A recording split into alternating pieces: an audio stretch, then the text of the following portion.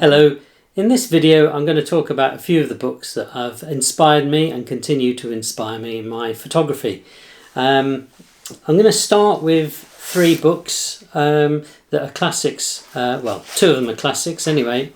John Berger, Ways of Seeing, Penguin, and another Penguin, Susan Sontag, on photography. So they're good books to dip into. They're kind of they're sort of academic works, really, a collection of essays in the case of Susan Sontag, and John Berger, or Berger, is really about how we view images and the history of viewing images over the centuries. So it's got lots of photos, lots of links to art, painting, and as well as photography. And this is Photographers on Photography. So it's a book about masters of photography and their perspective on the profession. So that's one category. The next category are things I find inspirational. So the Photography Ideas book from the Tate Gallery. It's a lovely form factor, very good to carry around. It's not very big, but it's got lots of reference material in there, lots of good photos to look at. And it's a nice book to sort of sit down and just flick through, really. Same with Find Your Frame.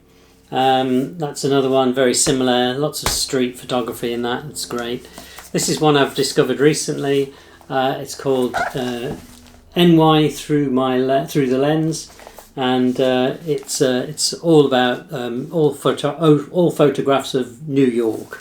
So it's a wonderful place to visit and to photograph. And that book really captures some of the aspects of New York that you probably don't see as a tourist.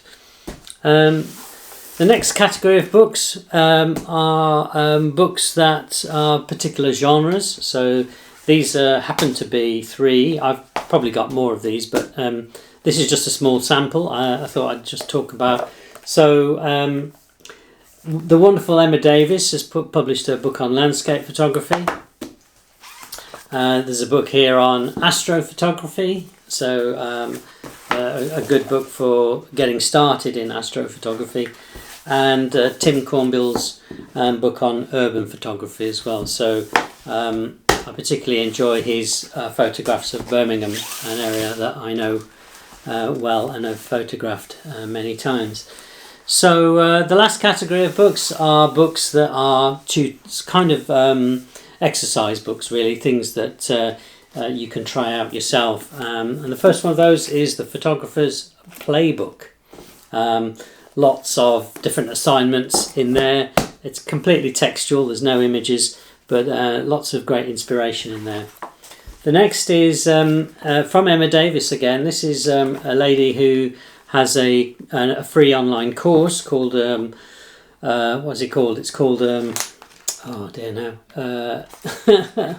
oh dear, A Year with My Camera. How could I forget? So so if you're just starting out, what a brilliant course that is.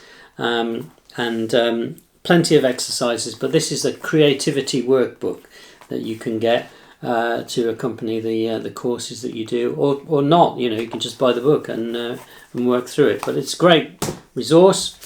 This is a book about black and white assignments.